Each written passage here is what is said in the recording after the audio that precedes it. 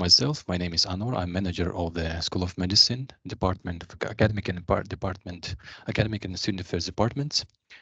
So, can you hear me well? Yes, sir. Do you see my screen? Yes. Okay, let's start. About Nazarbayev University School of Medicine.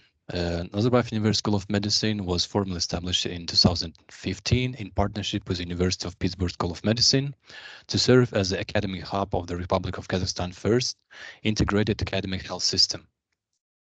One of the original strategic goals when Nazarbayev University was established in 2010 remains the development of a model for healthcare services in the Republic of Kazakhstan by integrating research, innovation, education, and patient care. Our key academic partner is the University of Pittsburgh School of Medicine. The aim to educate clinicians who excel in clinical research and compassion care. Like Newsom, University of Pittsburgh prepare physicians to face 21st century medical challenges and conduct cutting-edge research. Nazarbayev University School of Medicine has a highly qualified and diverse faculty that includes both national and international experts in their respective fields. The faculty is committed to providing students with the knowledge and skills necessary to become successful healthcare professionals. Our university has 3 departments, such as Department of Biomedical Sciences, Department of Medicine, and Department of Surgery. We have many programs, many academic programs, including bachelor programs, master programs, PhD programs, Doctor of Medicine, fellowship, and residency programs. So we have 3 bachelor programs, such as Bachelor of Medical Sciences, Bachelor of Science in Nursing, and Bachelor in Nursing.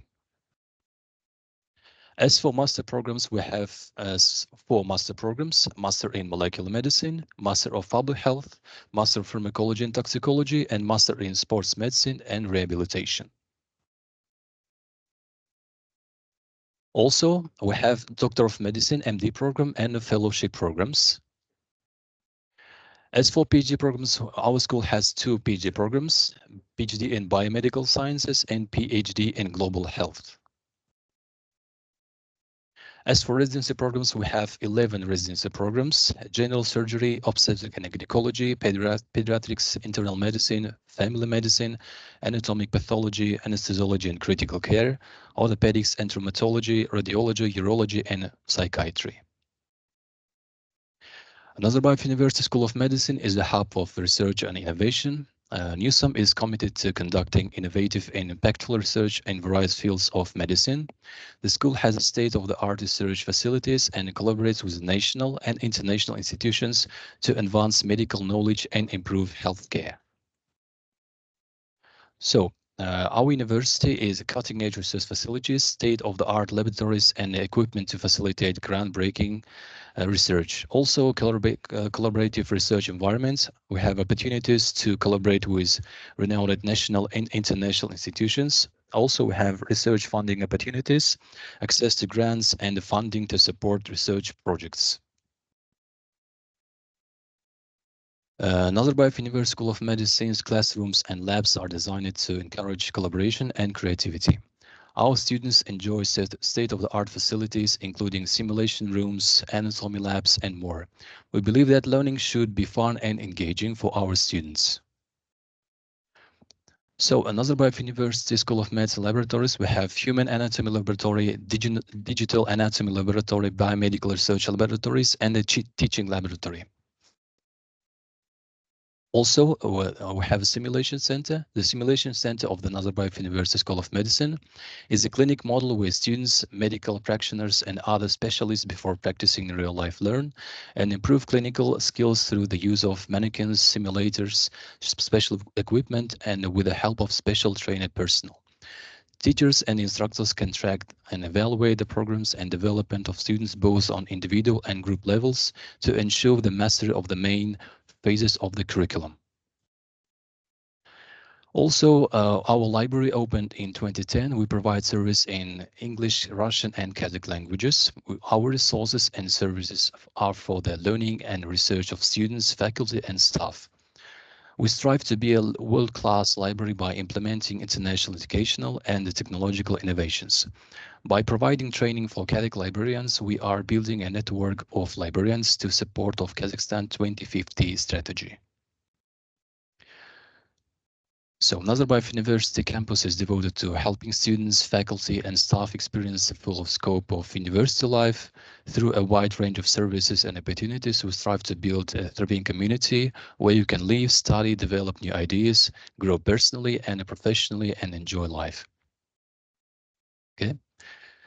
By scanning our QR code Newsom virtual tour, you can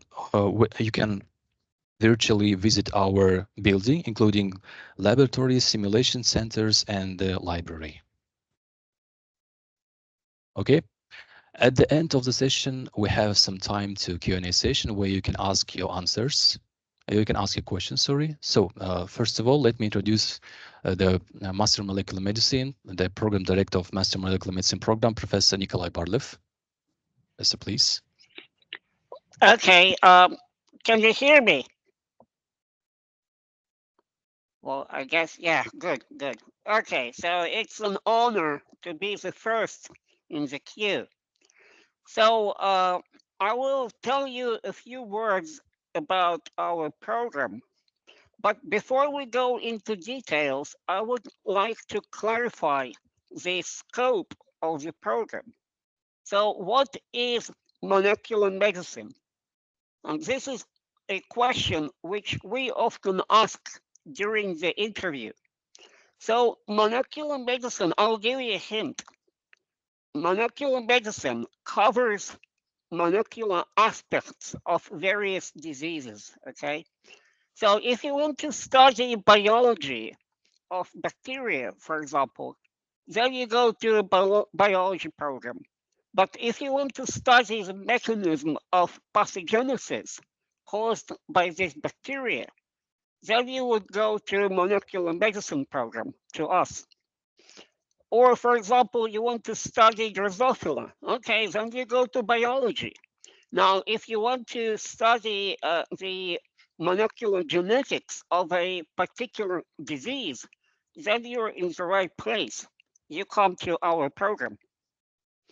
Okay, so the MMM program, which is molecular medicine, is a 2-year program which covers different disciplines from genetics and molecular immunology to nutrition and infectious diseases.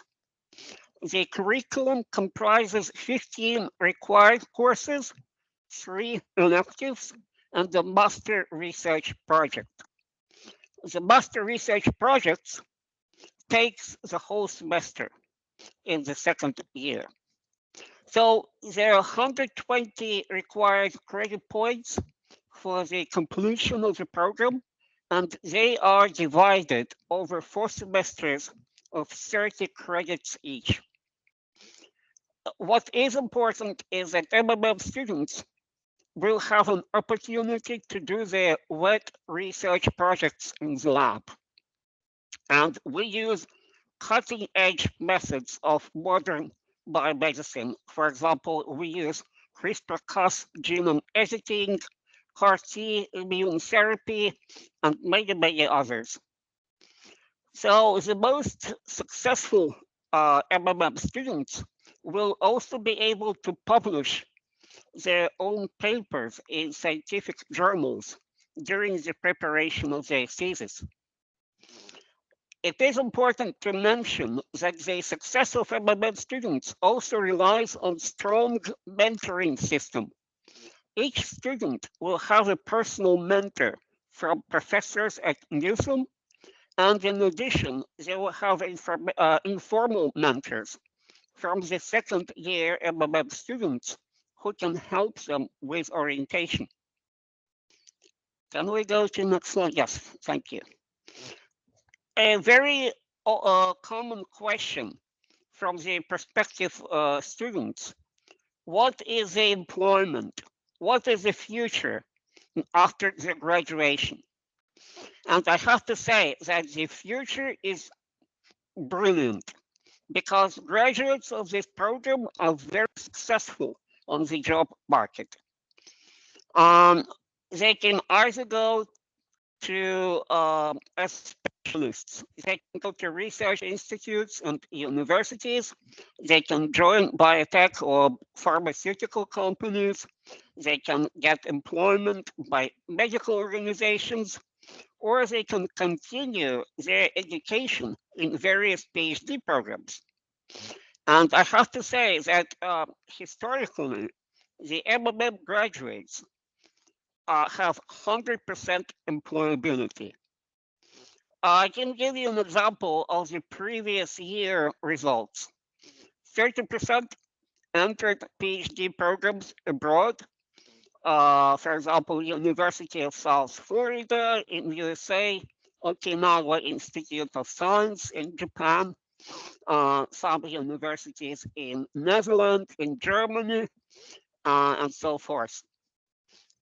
About half of them are still in Kazakhstan, and they are employed in research, and about 10% are employed elsewhere. So what are the requirements of the program? Ideally, you would have a strong foundation in cell biology, biochemistry, or genetics. And also you have to have a good English, because the program is quite challenging and it is taught in English. So if you're not afraid of challenges, then you should come to our program. Thank you. Thank you very much, Professor, for your presentation. Okay, and our next presentation is Master of Public Health Program. The Program Director of Master of Public Health Program, Professor Byron Crape. Professor, please.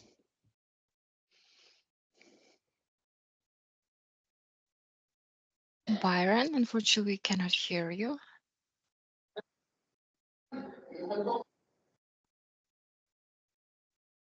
There we go. Can you hear me now?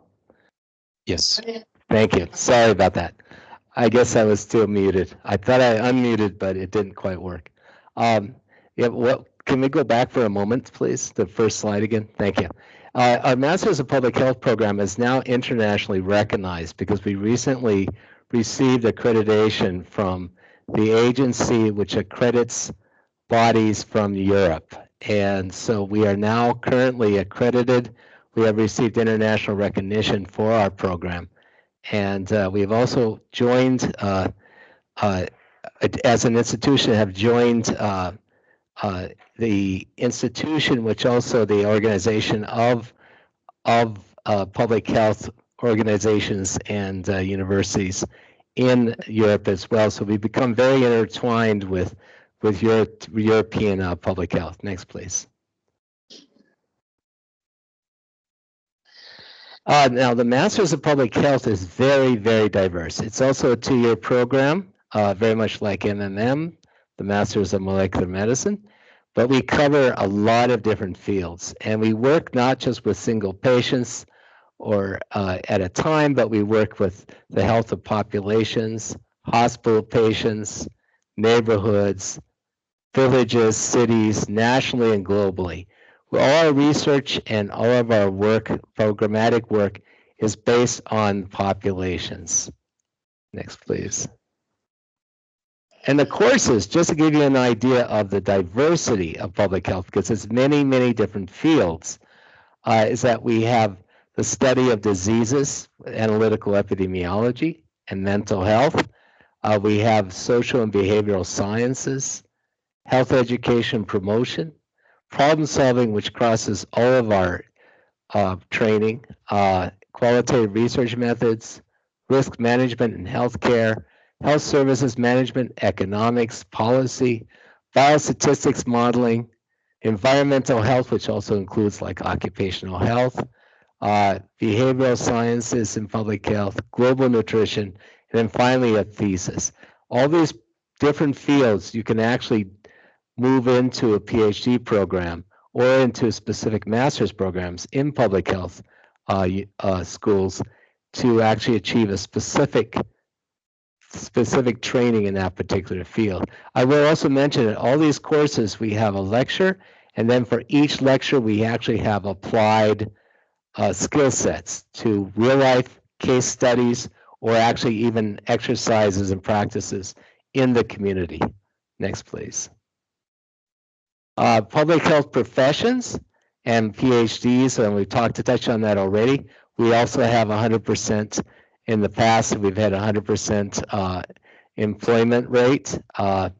And we have people working in health management, people working in health policy in the Ministry of Health. There's lots of people working in disease research and mental health research. Biostatistical analysis, we have a lot of people that work on different research projects and clinical research as well as population-based research. We have health services research, health education and promotion, environmental health, health services analysis, community health, behavioral sciences, occupational health, and I have behavioral sciences twice. It's not necessarily more or less important than the other ones, but there are many, many different fields that people move into. Many opportunities because we cover so many different individual fields. Next, please. And I just want to close, I'm going to keep this relatively short, but to give you an idea of where our students, our graduates, are completing PhDs and what fields they're completing PhDs in. All in each and every one of these fields are specializations of public health. We have people who worked in reproductive health in Canada, behavioral sciences, and epidemiology, two different public health fields for different graduates in the United States. Epidemiology in the UK, in England. In the Netherlands, we have one student who's working on data analysis and biostatistics. One is working on disease modeling. We've got a number of people working on data analytics and informatics in Germany. We have health economics. We have somebody who graduated with their PhD in health economics in Switzerland. And of course, we have many people who are finishing up their PhDs in Kazakhstan, and that includes a number of students in global health here at Nazarbayev University, environmental health sciences, health policy, and biomedical sciences. All these fields are currently, we have students who are working towards their PhDs. It gives you an idea of the distribution. If you want to make an impact in Kazakhstan and the world, if you want to find something, and we don't restrict you to just biology. We want every single field to consider looking at us as a potential because we have so many different directions that we move in public health. So I don't care if you have an economics degree or a math degree or a biology degree, or if you're a medical doctor, or if you're a lawyer or sociology. In sociology, we want you to come and apply to our program. Doesn't matter what your undergraduate degree is in. There are certain fields and specific areas that you might find very interesting and new fields that you might want to move into. And that's all I want to say, but thank you very much for listening to our program, and I hope you enjoy the entire series. Thank you. Thank you very much, Professor. Let's move to our next master program, Master Pharmacology Toxicology. The program director of Master Pharmacology Toxicology program, Professor Mohammed Al-Jufan. Thank you, Anwar. Good afternoon, everyone. My name is Mohammed Al-Jufan. I'm the director of the Master Pharmacology and Toxicology, and I'd like to first thank you for coming to this meeting today. So the Master Pharmacology Toxicology is it's a master for two programs really, but you get the certificate for two different knowledges, pharmacology and the toxicology. It's like the previous master programs. It's a 2-year program spread over 4 semesters. And the first semester, if you see on the screen, the first semester we'll study organ system and common diseases. So we assume that students have no knowledge of human anatomy or physiology and pathophysiology. So in this, we will study the diseases, and human diseases, and then we'll study cellular communication. So we look at that in the molecular level of these diseases and these pathophysiologies. During that time, you will learn about the principles of pharmacology and toxicology. So what is pharmacology and how that interacts with the rest of the biomedical sciences, such as, we study biochemistry, physiology, pathophysiology, and how that relates with the pharmacology. And then you'll study systemic pharmacology. On that course, we will divide the body system into 12 different systems. And 6 of these systems you'll be studying in the first semester, first year, and then the second 6 you'll study in the third semester, which is in the following year. So in this, for example, we'll look at the respiratory system, cardiovascular system, and other systems. We'll look at each common disease that occur in these systems, and we try to find treatment for those. And then you'll have a drug discovery and development, and that's another course that will be divided into 2 parts in the first year and in the second year. In the first year, we'll look at preclinical drug testing. So if you have an idea of a drug, how can you have this? How can you make this drug from being an idea? What are the requirements and scientific requirements, as well as regulatory requirements, to make this drug into a clinical trial? Second semester, you will learn about biostatistics and critical appraisal. So you'll be able to use statistical analysis to analyze the literature or analyze your data as well. You'll also have an opportunity to learn about scientific writing. So you'll learn about different techniques or ways or methods to write a grant, a scientific paper, and which type of scientific paper, the review, a research paper, and so on and so forth. During that time, you'll also be introduced to a research project, and you could pick an elective as well. Again, the courses that will continue to the following year, in the third semester, you'll learn about systemic pharmacology, systemic pharmacology 2. As I said, the 12 systems will be divided in 6. This is the second 6 systems. Drug addiction toxicology, which is now we call it applied toxicology. So we'll learn more about toxicology, even like detergents or chemicals that we have at home, and how that's a simple example of how they can affect our lives or people around us. And then you look at laboratory work. So you'll be introduced to how to use the laboratory, how to conduct your, you come up with a hypothesis, and then you test that hypothesis, of course, with some of our scientists, supervised by our great scientists. That we have a lot of, great researchers worldwide, world-class researchers we have here at the School of Medicine, who can supervise you and help you generate your own hypothesis and test these hypotheses in the lab. And so in the final semester, you will bring this hypothesis of yours and you test it in the lab with hands-on, full hand-on in the laboratory. We got next slide, please.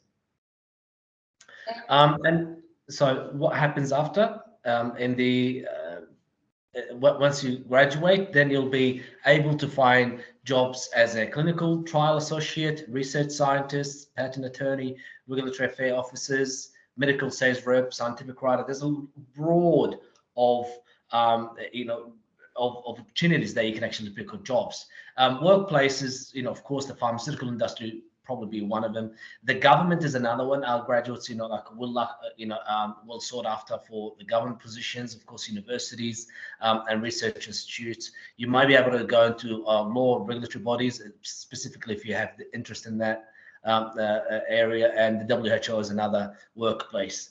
Upon completion of the course, of course, you'll be eligible to apply for professional recognition in the British Pharmacological Society, for example, BPS, or the American Society for Pharmacology and Experimental Therapeutics, also the Australian sister of that society, and the European as well. So there are a lot of variety of societies, and of course the Kazakhstani one will be very happy to recognize, and you can probably apply to be a member of these societies.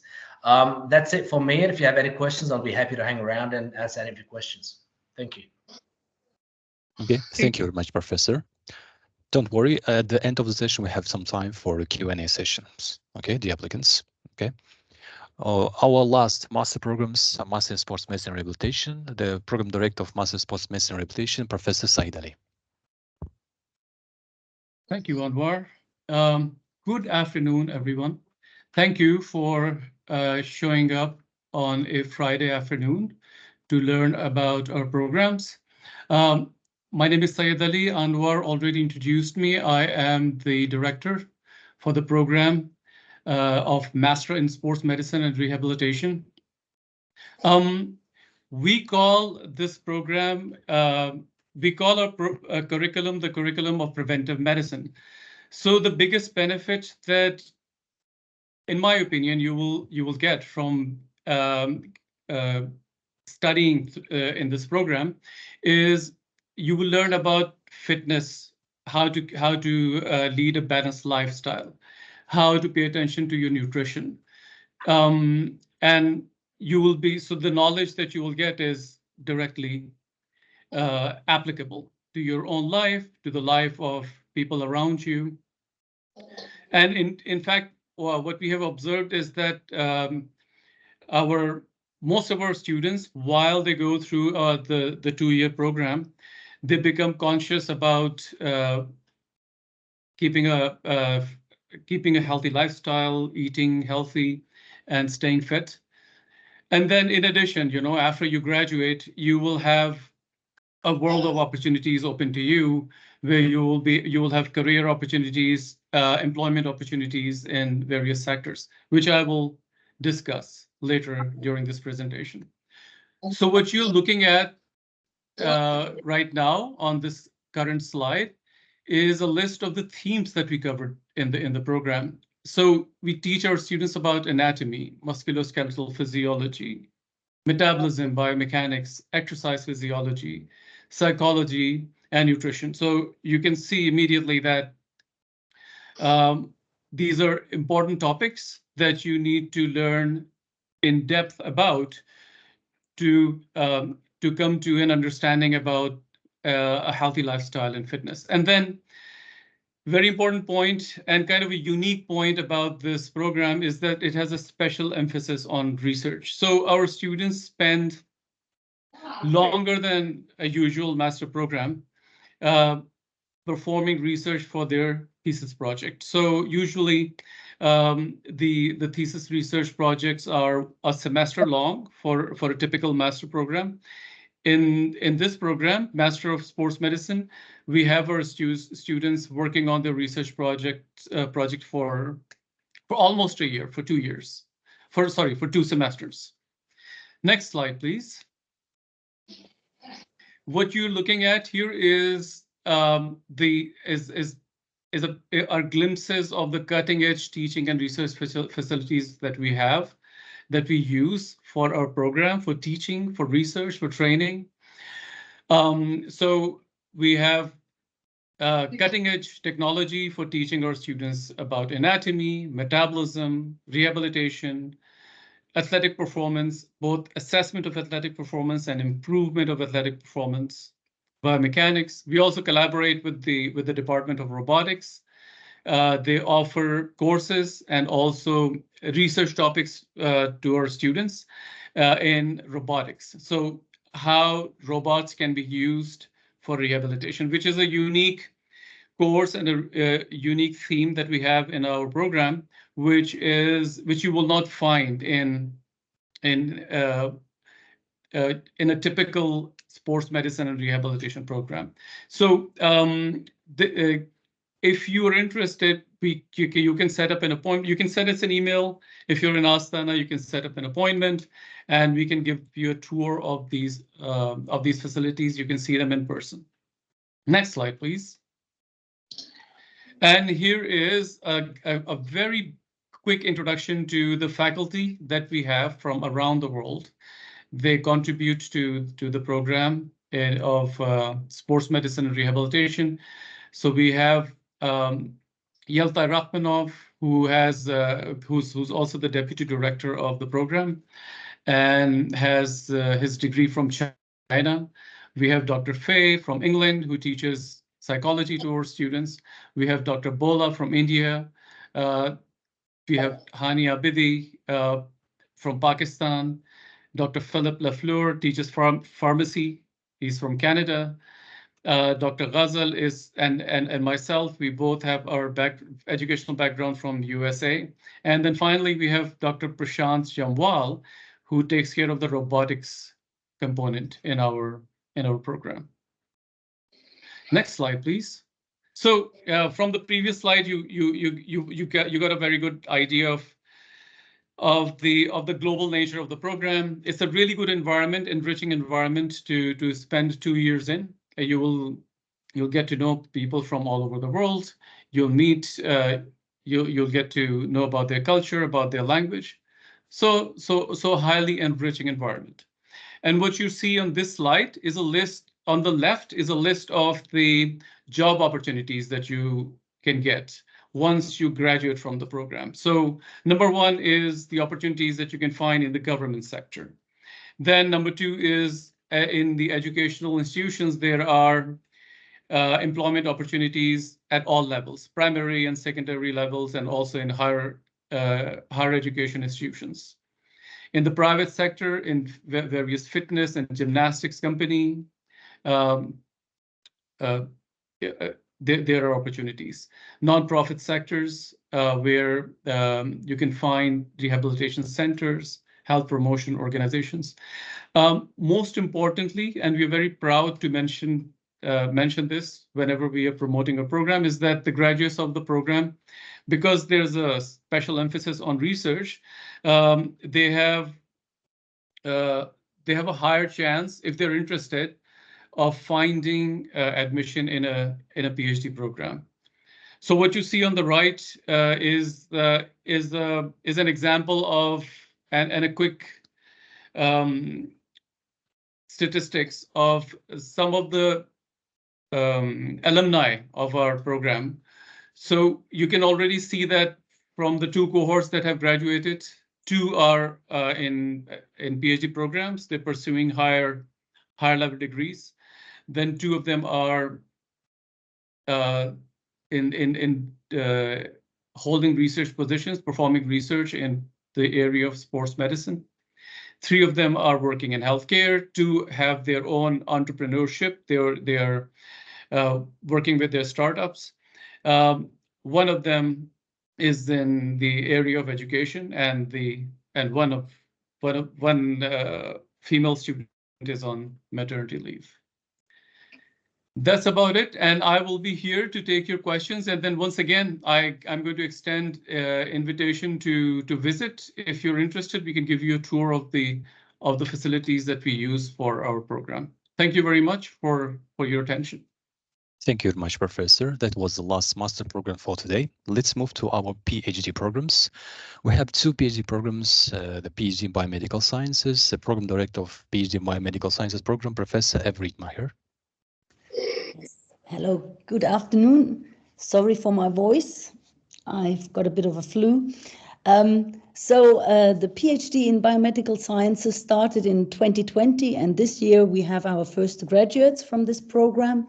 It's a lab-based program, and we want to, in this program, bring together scientists and doctors to help bring our scientific results from the bench to the bedside, therefore in future leading to new treatments of specific diseases or preventing specific diseases.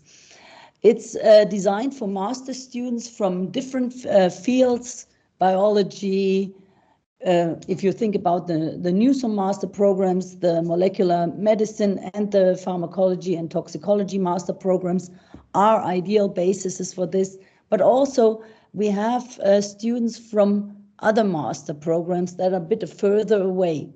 And we also aim for MD students where they have a prior research experience to a certain degree, because we want you to be already familiar with some research in the lab.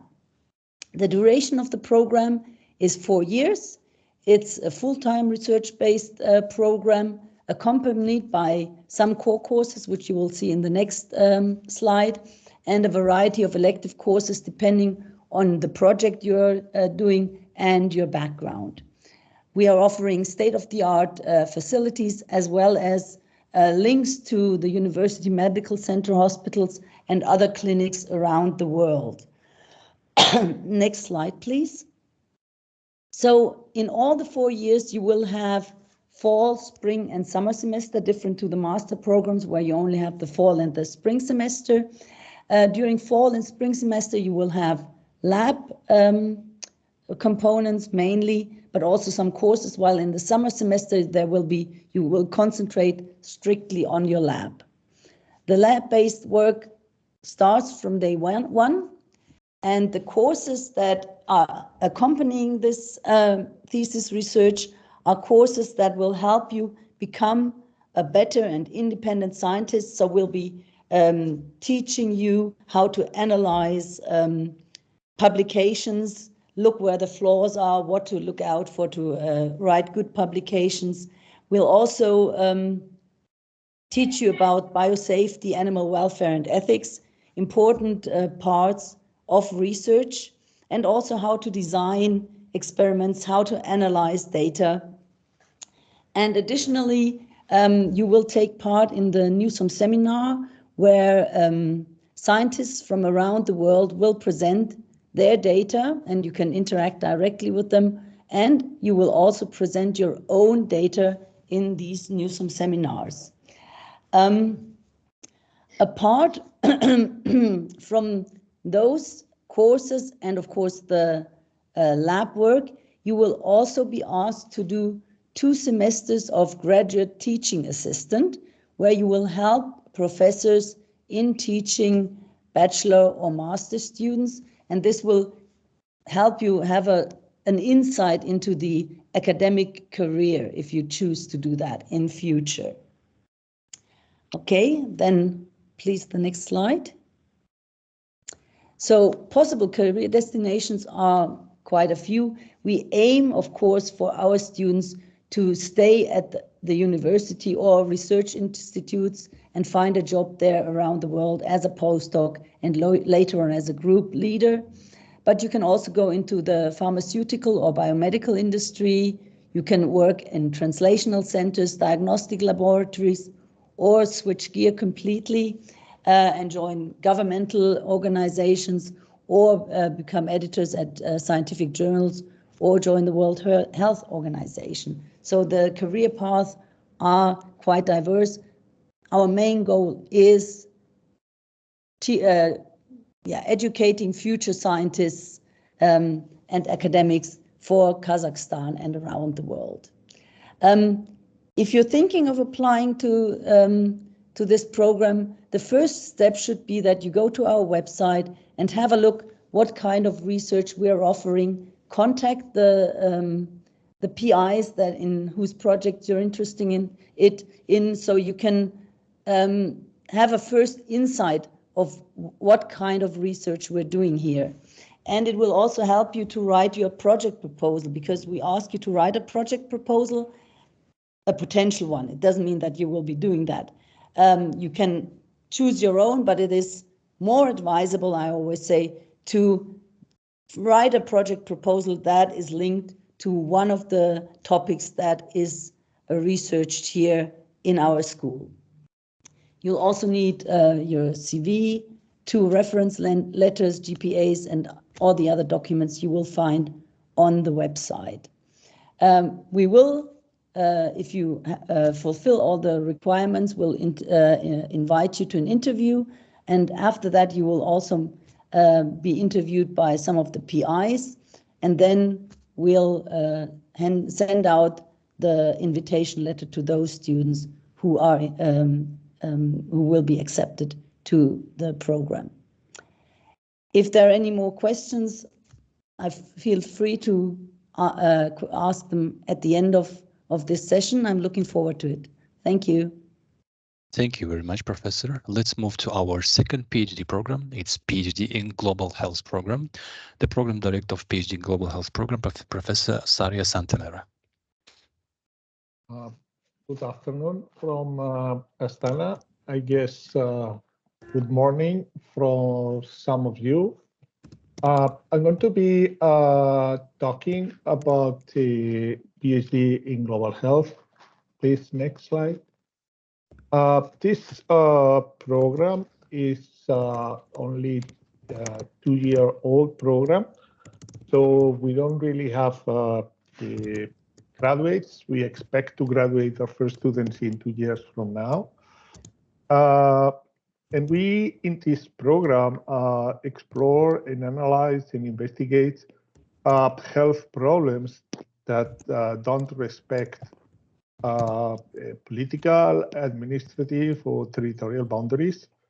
And we consider here all kinds of problems. Infectious diseases, we consider also non-communicable diseases. We also consider mental health problems, because all of those problems, of course, with different specific characteristics in different populations, share these common characteristics of affecting globally all populations in the world, of course, with different peculiarities and different specifics. Next slide, please. Next. Okay, the structure and characteristics of the program are basically the same as my colleague Eva Riefmacher previously explained. This is the common structure of PhD programs here at Nazarbayev University. We are talking about 4-year programs, which are divided somehow into 2 cycles. One of taking courses that will facilitate for you to have a common understanding of the main problems in global health. And then a second part in which, after passing a comprehensive examination and being approved your individual research topic, you will dedicate the last 2 years, more or less, the work in your specific work. We have, again, as the other PhD program, also summer terms in which you, since first year, will have some time dedicated to start and initiate your individual research.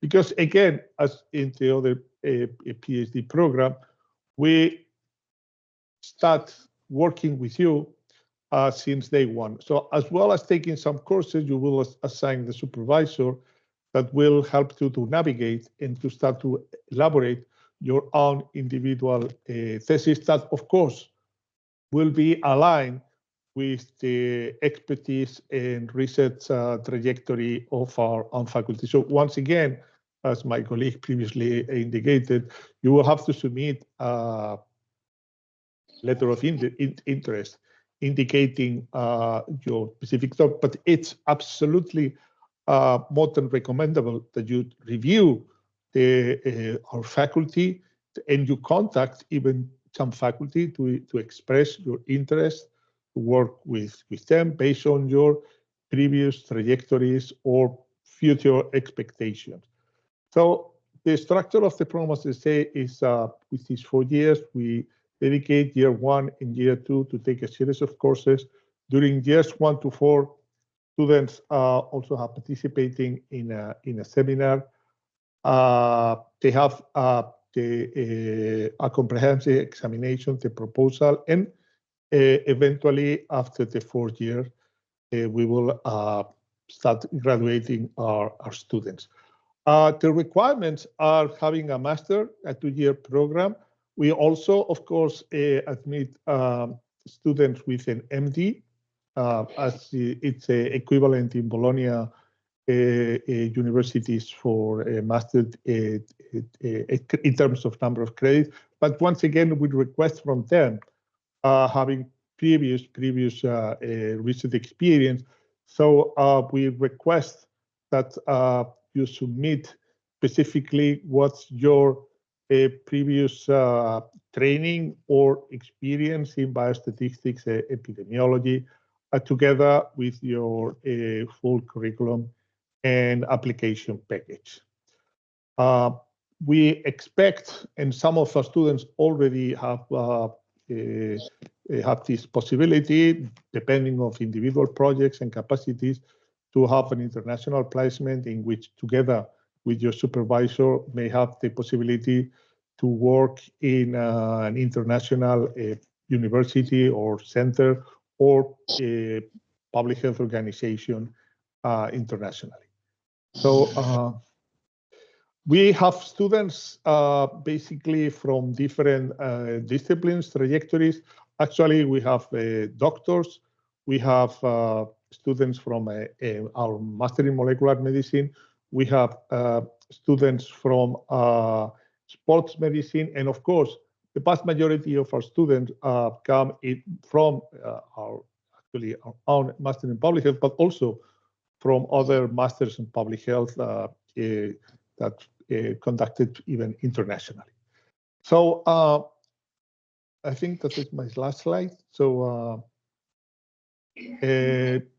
once again, so my colleagues, thanks so much for joining us today in this seminar. And should you have any question now or in the future by email, more than happy to try to help and advise you as convenient. Okay. Thank you very much. Thank you very much, Professor, for your presentation. Now let's move to our entry requirements for master programs. Our entry requirements for all master programs are similar: an undergraduate degree or bachelor degree equivalent, and or graduate degree in relevant discipline. During the application period, final year students may submit official current transcripts for consideration. Applicants recommended for admission must provide final transcripts and diplomas before the end of the program's enrollment term. Graduates of the university are enrolled based on the evidence of the final transcript confirming the degree completion, followed by diploma submission within a month. Candidates may be enrolled conditionally based on evidence from graduating university that the candidates have completed the educational program and that the candidate expects from issuance of final transcript and or diploma by a certain date. In that case, the decision on enrollment shall be prescribed in the period of within which the candidate shall provide the necessary documents to the university. A minimum CGPA of 2.75 out of 4 or equivalent on the applicant's degree, bachelor's, master's, or PhD. High level of motivation and a strong interest in the program outlined in statements of purpose. 2 confidential letters of recommendation. And for Master Pharmacology and Toxicology and Master in Sports Medicine and Rehabilitation programs only, evidence of any professional and or volunteer experiences related to a biological and or medical research, but this requirement is optional. All is optional, and applicant can enhance his or her application with such evidence. As for required level of English proficiency, the absolute minimum requirement for English language proficiency test reports for admission is IELTS scored 6.5 or higher, with no subscore less than 6.0 in each section, or the equivalent of TOEFL score, except home edition as posted in ETS website. And if you do not meet requirements of English proficiency of the program, you can apply for our Nazarbayev University 0-year program. The aim of this program is to give students the support needed to acquire English language proficiency. Okay, the absolute minimum requirement for English language proficiency test report for admission Nazarbayev University 0-year master programs is an overall IELTS test score 5.5 with no more than 1 subscore of 5.0 or the equivalent of TOEFL scores, except home edition. And applicants to the program at the discretion of the admissions committee can be exempted from submitting the language proficiency test report if one of their early academic degrees was earned in a country with English as a language of official communication, academic instruction, and daily life. Second, an undergraduate or graduate degree was earned in a program that was officially taught in English, and the applicant is a graduate of Nazarbayev University. Okay, the next is entry requirements for our PhD programs. Also, the requirements are pretty similar. First, an undergraduate degree, bachelor degree or equivalent, master degree in a relevant discipline, or terminal medical degree, as was mentioned, MD, Doctor of Medicine program. A minimum of CGPA of 3.0 out of 4. Okay, English proficiency, overall IELTS test score 6.5, with subscores no less than 6.0 or the equivalent TOEFL, except home edition. And also you can apply for the 0-year program or the 0-year program of Nazarbayev School of Medicine, Nazarbayev University. And the candidates can be exempted from submitting the English proficiency as in a master program's requirements. Also, a relevant research interest and knowledge of research subject as demonstrated in a written project proposal. So deadlines and important dates for submitting documents for our programs for 2024-2025 academic year. Deadline for online applications for international applications, February 29. For the citizens of the Republic of Kazakhstan, April 18th. And submission of IELTS and TOEFL results for international applicants, March 15. And for citizens of the Republic of Kazakhstan, May 3rd. Okay. You can have more detailed information about each of our program and more useful program you can get from our official website, newsam.nu.edu.kz. And you can also email us by this email, ask any question regarding all programs are you interested in. Okay, thank you very much for your attention. Now it's time for Q&A session. Please feel free to ask.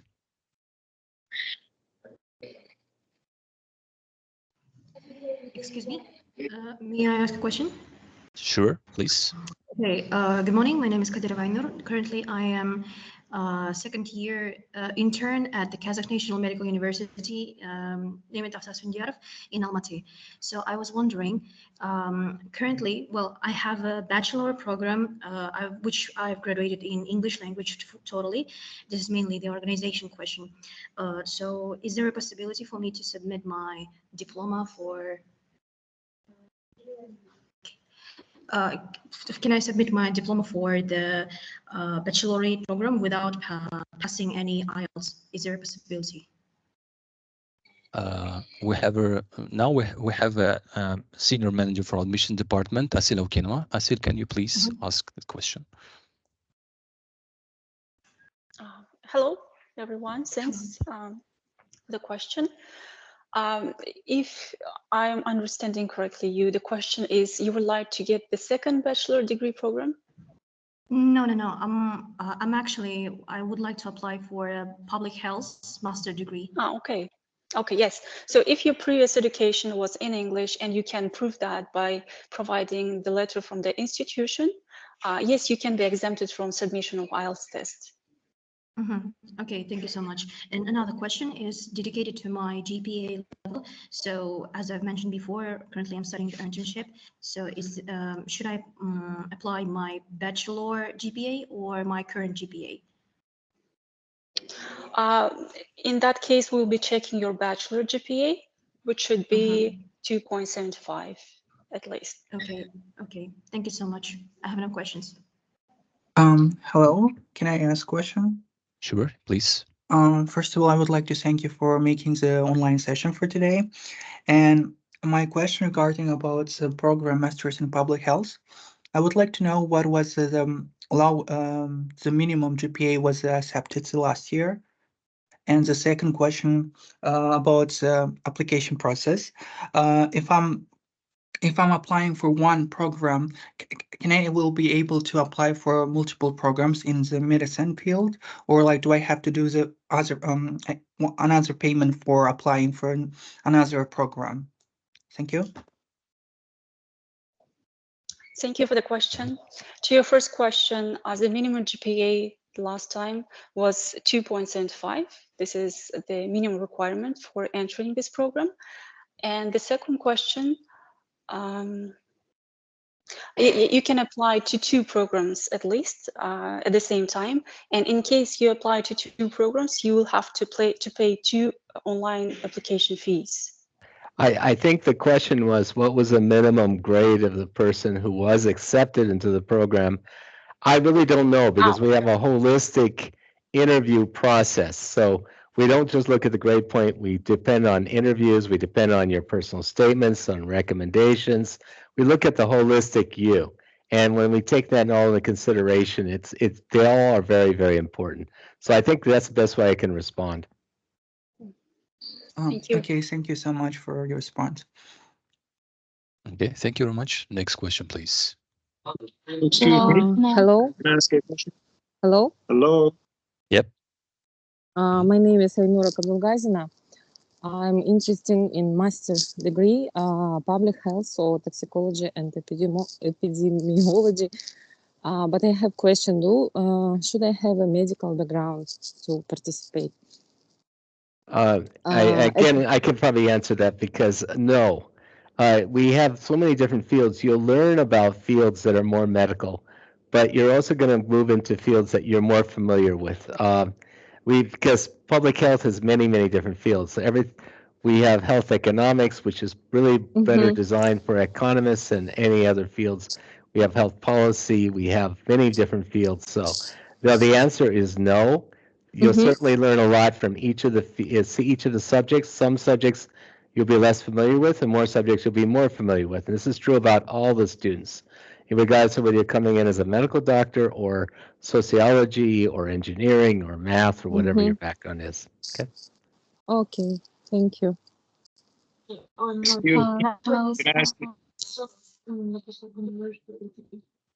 Hello. Yes, Can I ask please. a question? Yes, please. Yes, I am Dr. Julian Mlokos. I am from East Africa, Tanzania.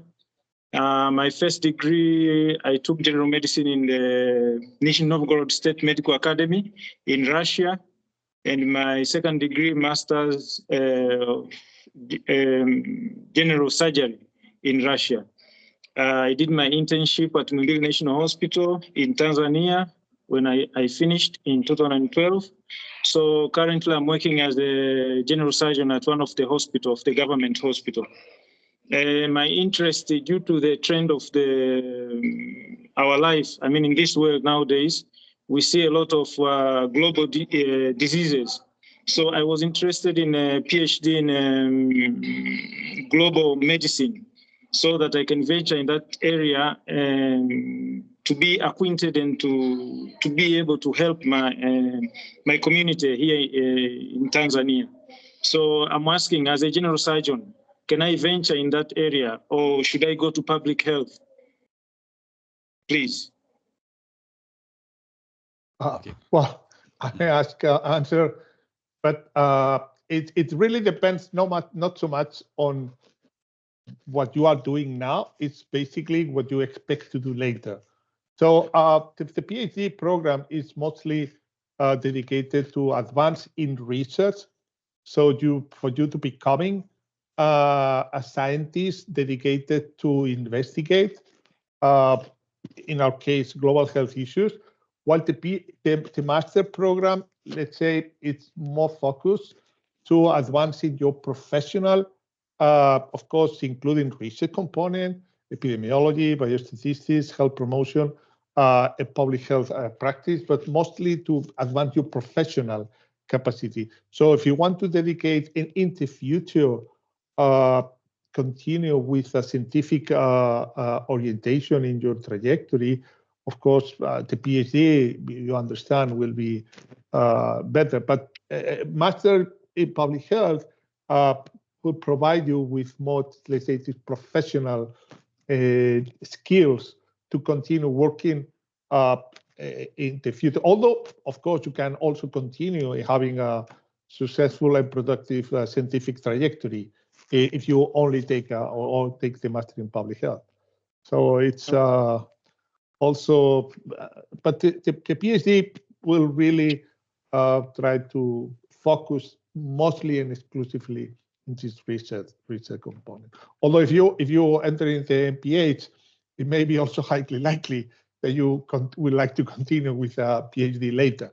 So it's because it's a common trajectory, common step in a lot of graduates from master program.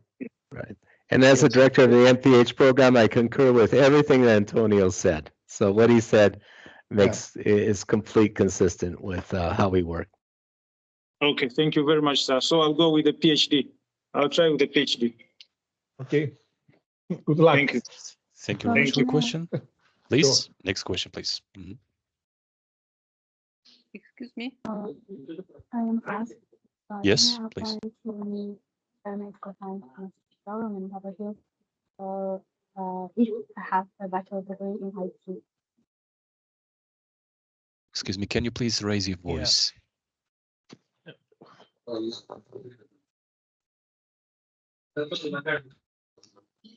you read please the chat box? Sure. Okay, you can ask here, please. Feel free to ask. There's a question. Doesn't work. Yeah, there's a question here on the chat box regarding. Okay. She's talking about the Masters of Public Health, I think. That's what she was asking. The question is, can I apply for biomedical science master programs and public health if I have a bachelor degree in IT? You certainly can in the Masters of Public Health. We've had IT people come through and get their MPH. And they just specialize in areas where there was more technical work. I can, of course, the biotech, the other programs I think require more laboratory research background, but you can ask them. But in terms of Masters of Public Health, the answer is yes. There's also from Laura a question, which is a technical question that's probably whether it's a master's degree. It's a one-year master's degree. Yes. Thank you for paying attention to my question. Yeah. I have a master's degree in public health at Kazakh National University, Al-Farabi. 1 year and 5 years World Bank project experience and UN, UNICEF, UNDP project experience, but still can I apply to PhD in global health? Thank you. The real question is, did you receive monies from the government for your master's degree?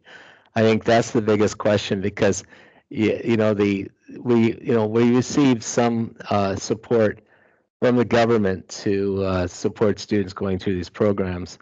So I don't know if you received government support for your master's degree or not. So that might be in conflict. You might have to check with our administrative staff about the possibilities there.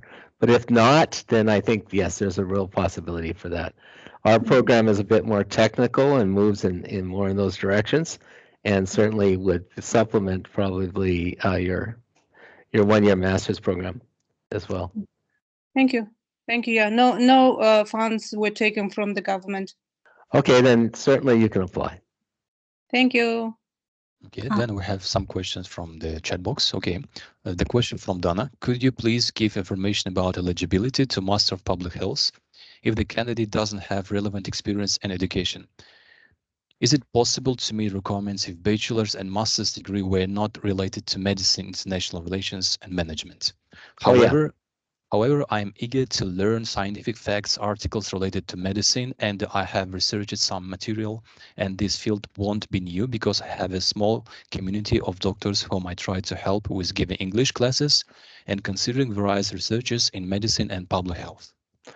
The answer is yes. We actually have had people graduate with international relations degrees, and they were more interested in areas that influenced many different countries and their policies. But we also in management, health management is another major area of public health. So those are all areas that certainly would pay dividends when you move into those classes, and other classes will be new for you, but that's true for everybody in any field. So the answer is yes, you certainly can apply to our program. Thank you. Thank you for answer. Can I add one more information about my questions on chat box? Yep. Just only one question. Thank you for your explaining. It means that it doesn't mean you're relevant field or not, and it doesn't mean that your application will be less or strong even if you don't have experience and education in medicine. Yes. Correct. We actually look at your motivation. Why public health? We actually look at the holistic you, and to decide whether you would be successful in public health. And it also depends on your interests and what direction you're moving. But certainly all of that matters. And certainly we have many people that don't have clinical background. Yeah. Yeah, and you have students with a similar field like international relations, management, not relevant medicine now? Yes, yes. Okay, thank you very much.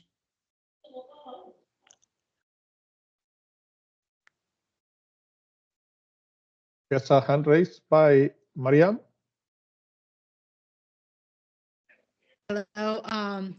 Actually, Mr. Crape answered all the questions I've been interested in, so thank you very much. And Ainura? Me too. I already asked. Okay. Okay. Thank you. No, Maybe you will provide us a no, your hand is deadline. raised. Yeah, no, it's the. Oh.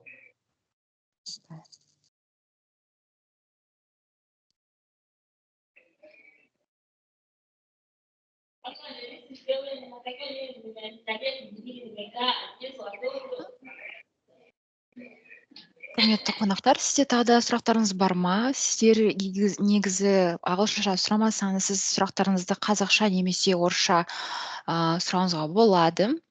Уважаемые гости, вы также можете задать свои вопросы на русском либо казахском языке, если вы стесняетесь на английском. Мы также ответим вам всем на вопросы. У нас все наши спикеры разговаривают на английском, на казахском и на русском. Разрешите, я тогда задам вопрос, да, на русском. Меня Марьям зовут. Я хотела уточнить такой момент. Для студентов, подающих заявку, те, у кого нету базы в медицинском образовании, есть какие-то особенности в плане поступления или сдачи экзаменов, или все идет на общих основаниях? Ануар, Айсель, можете, пожалуйста, прокомментировать? Какая программа вас интересует? Меня интересует public health, и я думала по поводу sport rehabilitation. Просто эти два направления я являюсь преподавателем йоги, вот, и в этом году я получила сертификацию по физиологии от Harvard Medical School. И я просто сейчас немножко на таком распутье. Мне нравится и public health, и меня очень привлекает sports rehabilitation, потому что это непосредственно связано с той профессией, в которой я сейчас работаю, но я вот думаю расширяться вот именно больше в public health. Поэтому меня интересует, есть ли какие-то вот особенности при поступлении, и есть ли возможность поступить на грант у тех, у кого нету базы в медицине. Спасибо. Вы можете подать на обе наши программы, то есть магистратура в области общественного здравоохранения, магистратура в области спортивной медицины и реабилитации. В любом случае вам нужно будет сдавать IELTS. Да? Если у вас недостаточный уровень английского языка, вы можете подать на подготовительный год, то есть где вы подтягиваете свой уровень английского языка. А у нас получается программа двухлетняя, полностью на английском языке. И какой-то бэкграунд касательно программы по общественному здравоохранению или спортивной медицины не требуется, все рассматривается во время интервью. То есть ваш пакет, Марьям, будет рассматриваться в общем, вне зависимости от вашего бэкграунда. То есть ваше мотивационное письмо очень сильно повлияет на результат. Знание языка. У вас степень бакалавриата на каком языке проходилась?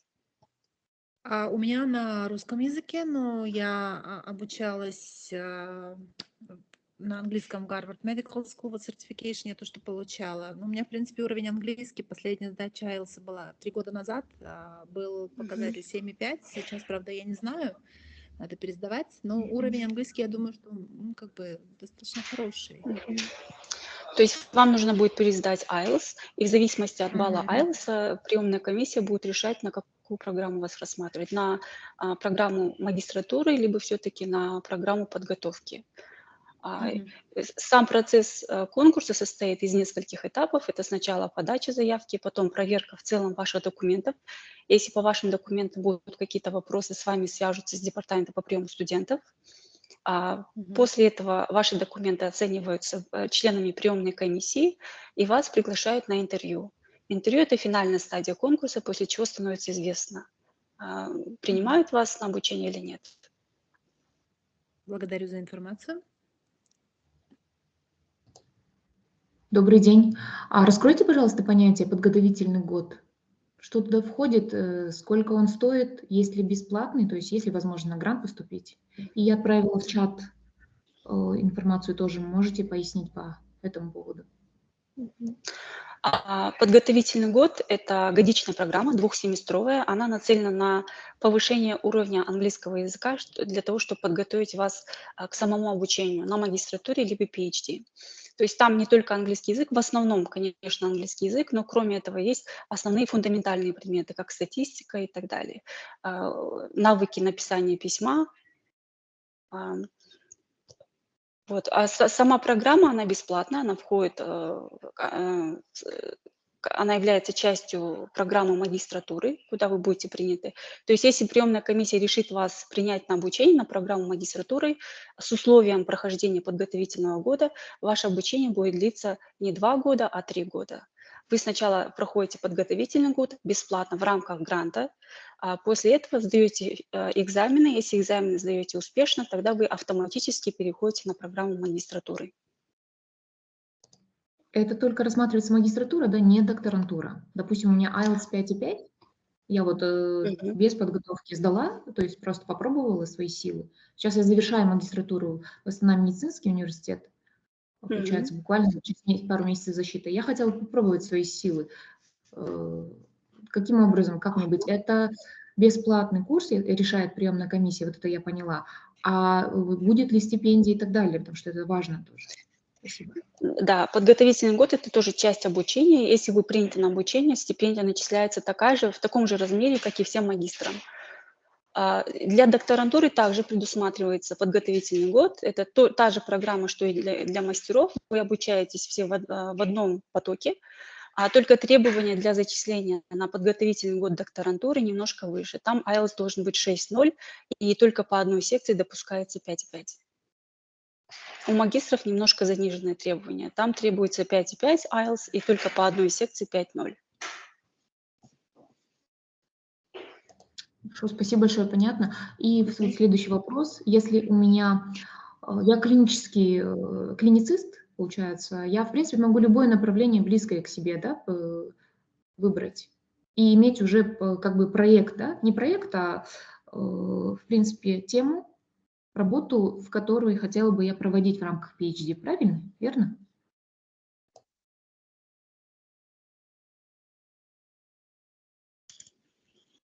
Анвар? Да, ваш вопрос, получается, на английском, который вы написали в чат-боксе, правильно?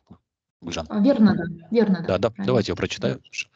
Okay, the question from the chat box. Good afternoon. My IELTS is 5.5. I'm doing master's program in Astana Medical University. Work experience more than 10 years in pediatric infections. Do I have a chance for a grant to study in PhD?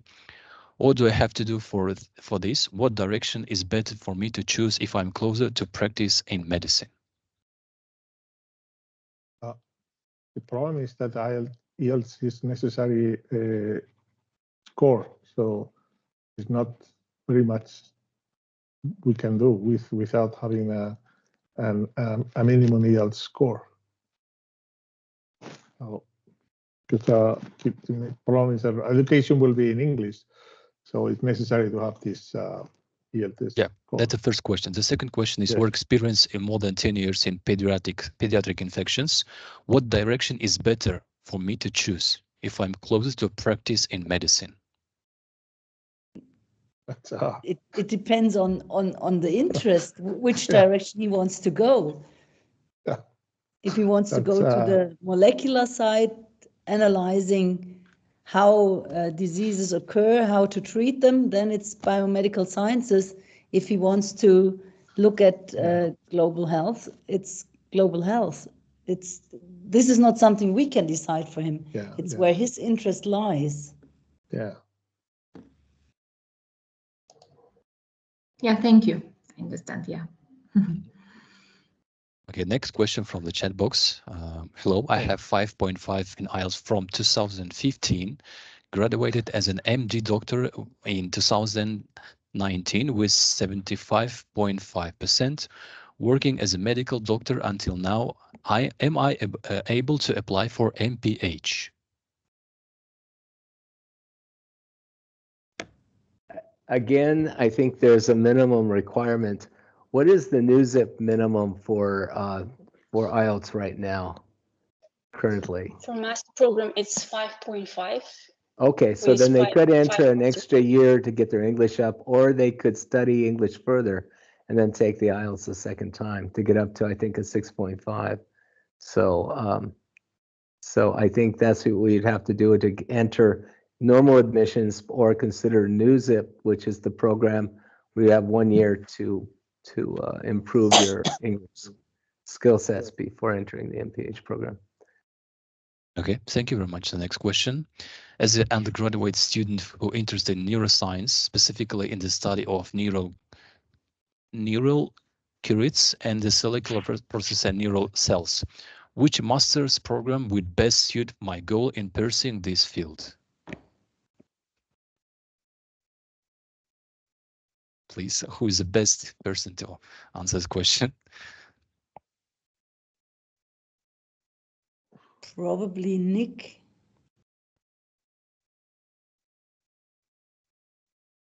Professor Barlow, you are Can you, muted. yes, can you repeat the question? Sorry. Okay, as undergraduate students who are interested in neuroscience, I got another question on there. I can't believe it. It just keeps specifically coming in the study of cellular process and neural cells, There's which almost master something- programs would best suit my goal in pursuing this field? Yeah. So how are you doing, baby? You're up early, late. Oh, Byron. Byron. Yeah. Byron, Mute yourself. you're, can you switch off? Yeah. I know. I'm sorry. There's some serious problem. Yeah, the question related to the format of the study of Master's Public Health.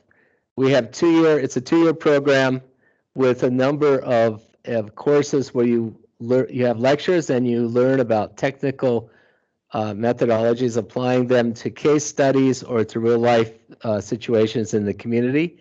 And then that moves into a thesis project, which is a research project, which of your choice, and we assign you different advisors to develop that research, and we promote also the possibility of publication afterwards and support you in trying to publish those results as after that. So that's kind of the general. I don't know if that answers your question, but that's the general format. It's all in person. It's no longer online. It's all in person. Okay, let me go back to the original question about neuroscience.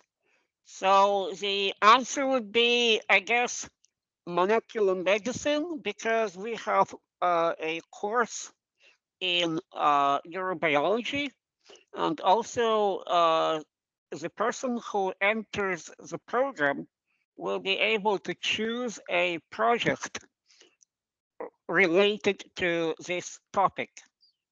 Okay. Okay, the next question from Argaf. I want to apply for PhD in biomedical science program. I guess it's not a question. Please feel free to apply for this program. Deadline is at 29th of February for international applicants. Okay. Okay. A question from Donna. Excuse me, I have one more question. What is the format of study in Master of Public Medicine, Public Health, I guess?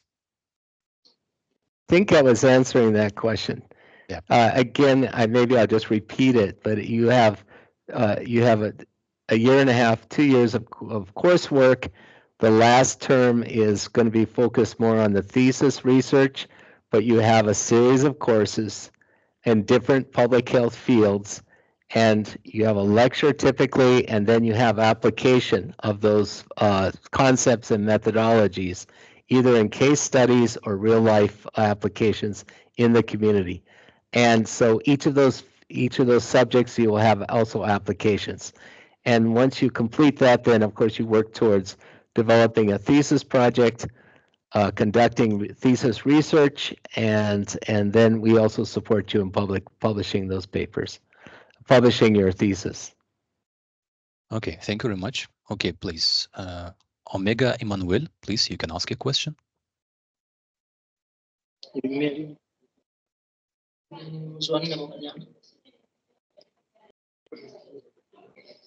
Can you please raise your voice?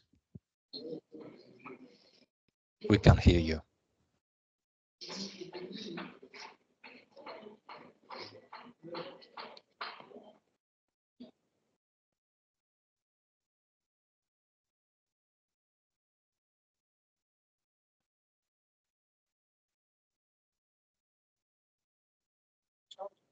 Okay. Hello. Hello. Can you hear me? Hello, please ask your question. You can hear me now? Yes. Oh, okay. I was asking that does it require getting a consent from a potential supervisor?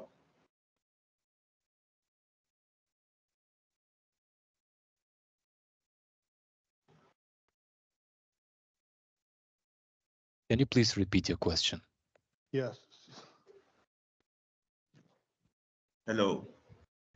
Yeah, can you please repeat your question? I was asking, okay, I was asking to know that if I am applying for admission, do I need to get a supervisor to accept my proposal before applying? For PhD? Yeah, are you talking about master's degrees or PhDs?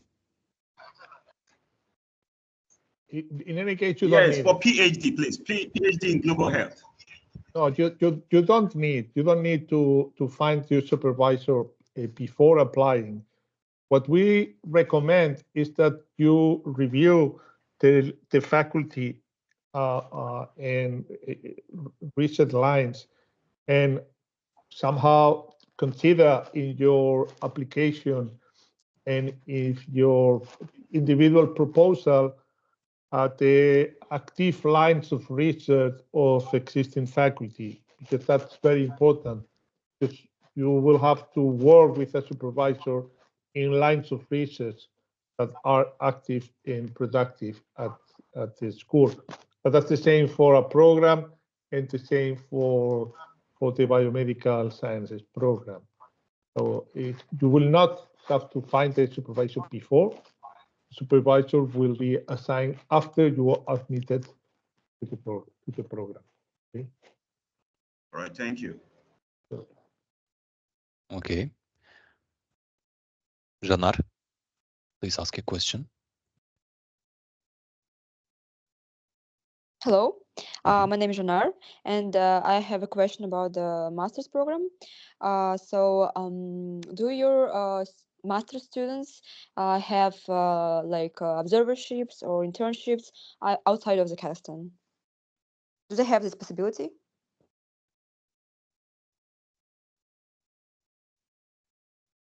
I would say in public health, yes, but we don't have funding. We support you if you want to do international internships. We certainly have local internships available to people who are interested for the Masters of Public Health program. Okay, thank you. The question from the chat box: is there any age restriction for PhD? Age? I guess no, we don't have any age restriction no, we for don't have PhD any programs. We don't restriction. have. Okay. Question from the chat box in Russian. Здравствуйте, я сдала IELTS на 6,5 для PhD, но когда ввожу номер сертификата, баллы автоматически не появляются, как сказано в инструкции. У центра уточнила, они сказали, что отправили мои результаты. Здравствуйте, мы на этот вопрос ответили в чат-боксе. Вам нужно будет написать email на PhD Admissions. Мы проверим вашу анкету. В имейле укажите, пожалуйста, application ID. Спасибо. The next question from Suleiman from chat box. Hi, I'm prospective applicant for the fall of 2024 Master in Pharmacology and Toxicology program. Is there an opportunity for transition from Master to PhD? So after finishing the master program, he can then proceed to the PhD. But yeah. Okay. You have to apply once again, and your candidacy will be reviewed. Not automatically a transfer from one program to the other. No. So this is you're asking about two different degrees: the master program and the PhD programs, and they're very competitive, either one. And both with PhD, we get a lot of really good applicants. So you have to do really good in your master program, then you apply to a PhD program. Then of course you will be eligible to apply if you like, once you finish your masters. Okay. Next question from Raghav from chat box. I have studied biotechnology from ITMO University. I completed my master in 2022.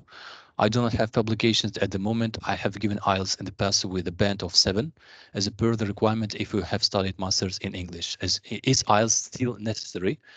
Second question, am I eligible to apply for Nazarbayev doctoral program and will it provide any kind of stipend? My master's project was development of cellulose nanocrystal based hydrogel. I think if he already had a stipend for the master program in Kazakhstan, then he's not eligible for our MD program. I think we had that case before.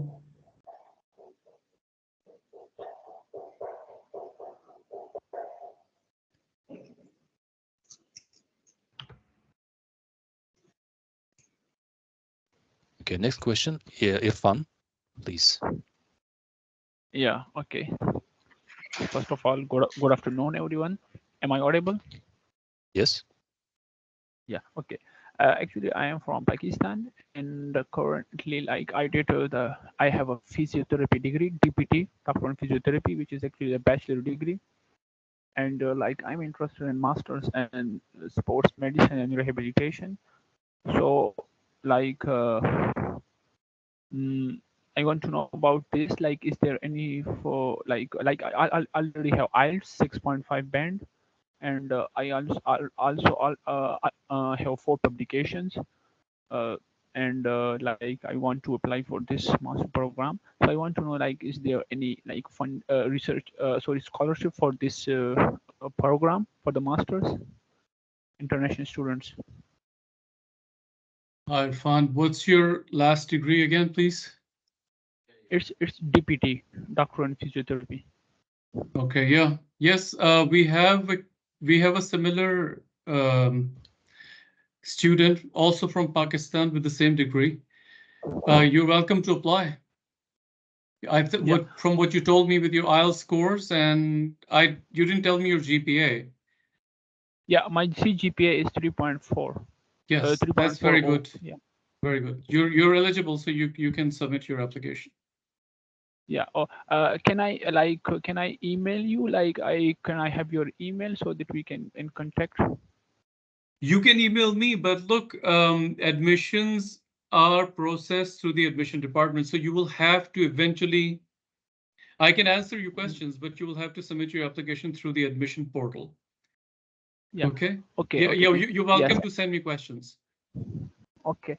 And the second question is like about the application fees. Like, what is the procedures to like submit the application fee? Because like I don't have the idea to send from Pakistan. I guess you are also from Pakistan. So if you can guide me in this regard.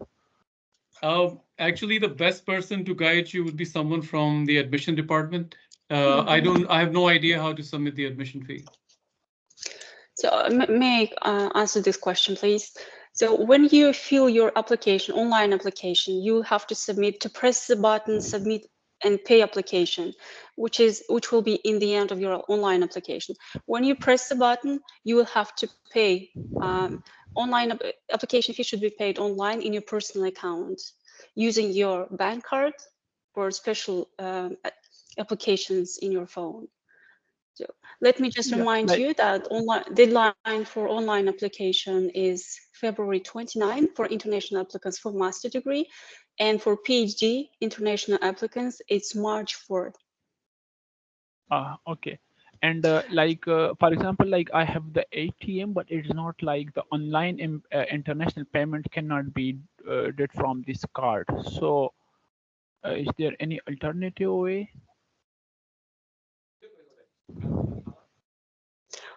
You can use VPN. If you cannot pay online application using your bank card, you can use VPN.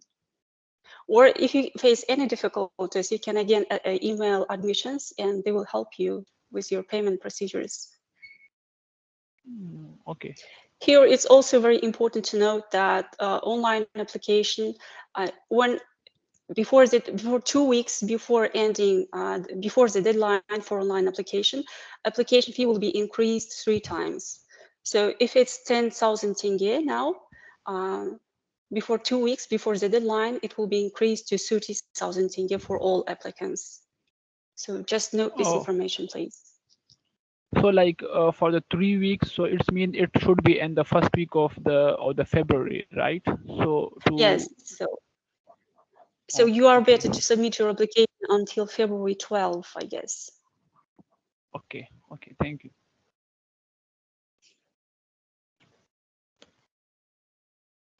Okay, next question, please. May I ask my question if I'm audible? Yes, sure, you can, please. Good afternoon, everybody. My name is Raghav, and I've been asking questions on the chat box. So I've studied biotechnology from ITMO University, Russia, and I've given IELTS in 2020. I secured a band 7. After that, I took a break, and I was developing hydrogels based on cellulose nanocrystals. And I was thinking about my PhD, and I don't know if there is like any kind of stipend. I have never studied in Nazarbayev University before. Just I applied for masters during the COVID period, but my application didn't went through. So right now I'm interested in PhD, and I do not know like should I continue with the same topic, or should I choose something else and propose something before applying? And is IELTS necessary? Because I have given it in the past. I have completed my graduation, and I also completed my master's degree with English as a language of instruction. So these are my questions.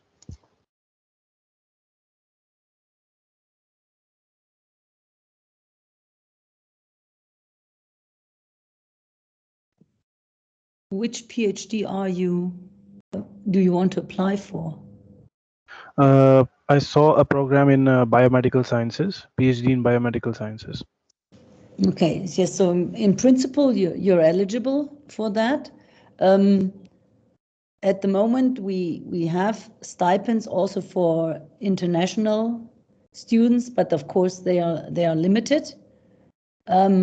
What was your other question? Other question was that I have studied my graduation, my master's, everything in English. The language instruction was English. I have given IELTS in the past in 2020. I don't want to give it anymore. So am I like if you have studied in English and your university provides your letter for this, you can submit that, and then you don't have to apply.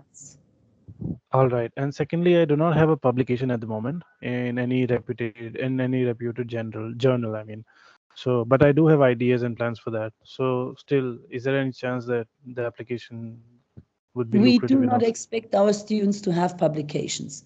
It will of course support their course, but it's not expected that they come with publications.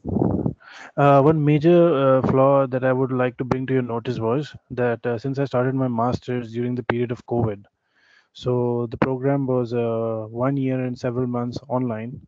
So I had a very limited exposure to the lab. And that too, what I chose was material sciences. That was not my forte while I was pursuing my master's. So will that be a cause of hindrance if I pursue my PhD? It will definitely not strengthen your course. What I would recommend is try to get an internship for the next few months, if possible, because that will definitely enhance your application. Okay, and considering that the application is about to close by March 4th, so I really want to, stand out, but I don't see any possibilities. If I start with my PhD now, it will take like 2028 to end. So, and pursue something else. So I don't know if I can wait for the internship. Well, you could do a small internship from now till summer, and then, because in principle you are eligible, this will enhance your application in summer when you come to the interview, and you can tell us about the internship. You don't have to do it, but of course then your chances are smaller. That I can manage. I have a few contacts where I can pursue my internships and everything, and still I will submit my application, and I will look forward. And is there a need to submit the proposal? Yes. As I said in my talk, it's always good to contact our faculty. It doesn't mean that you will be working with that faculty later on, but look at on our website, see what kind of projects are here and which ones you would be interested in, get a bit of information, and then write your project on that theme. That's what I would recommend. You can also write it on whatever you like, but it usually shows that you're interested, that you've looked at the website when it has some link to the research we're doing here. So I always advise that. Surely I would love to do that. And I hope that whatever I produce would be of great value. So thank you for that suggestion. And that would be it. You're welcome. Okay. The next question from the chat box. When will be the result announced for the selected candidates? Asil, can you please answer this question? Well, for international applicants, decisions will be sent out in April. And for local applicants, decisions will be sent out in June. And also, we usually have waitlisted applicants. Decisions for waitlisted applicants are usually available until August, so until the start of orientation week.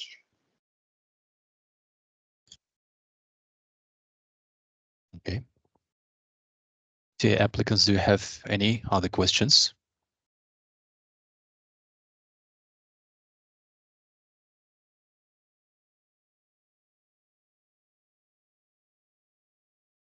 I think this was the last question. Okay. Yes. Anwar, may I add something? Yes. Yes, sure. So I have a question regarding open house day at Newsom. I understand that all of you around the world, so I will share the links to our virtual tour. You can walk through our building at our School of Medicine, in Athletic Center, in Sports Center. So it will be easy for you to understand where we will study. Құрметті қонақтар, біздің чатта негізі сұрақ келген, қашан бізде медицина мектебінің ашық есік күні болады екені. Где-то, наверное, наурызда болады шығар, бірақ та мен түсінемін, сіздерге қазір қызық. Қазір чатқа мен 3 ссылка жіберем. Ол ссылкалар виртуальный турға болады. Сіздердің компьютерларыңыздан, телефон арқылы осы ссылкаға кіріп, виртуал турды біздің медицина мектебін, біздің атлетический центріміздің спорт комплекстерінде көре аласыздар. Онлайн ойын сияқты қызықты. Бірінші этажда бізде, бірінші, екінші, үшінші, төртінші этажда бізде лаборатория бар, 5-ші этажда бізде симуляционный центр. Соны көріп, сұрақтарыңыз болса, бізге сосын қойға болады, немесе Ануарға, немесе Нусомға. Уважаемые студенты, в чате был вопрос касательно... Уважаемые студенты, видимо, все-таки поступите в школу медицины, будущие абитуриенты. В чате был вопрос касательно открытого дня школы медицины. Ориентировочно это будет у нас в марте 2024 года. Но я понимаю, то, что вам интересно уже сейчас. В чат я сейчас отправлю ссылки, 3 ссылки на виртуальный тур. С помощью компьютера, мобильного телефона, планшета вы можете посмотреть здание школы медицины, атлетический центр и спорткомплекс Назарбаев Университета. Я надеюсь, эти ссылки будут очень полезные для вас.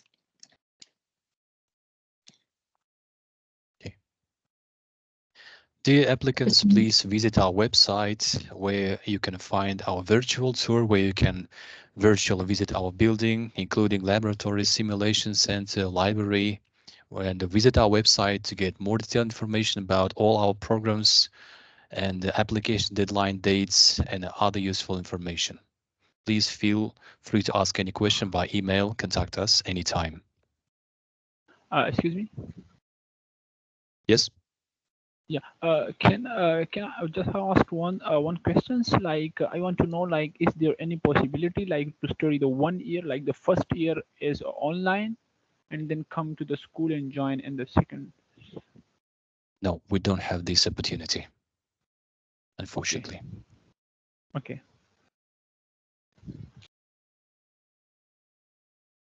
I think that's all for today. That was the last question. Dear program directors, thank you for your presentations. Thank you for your participations. Okay, thank you for attention. Goodbye. Bye. Спасибо большое. До свидания.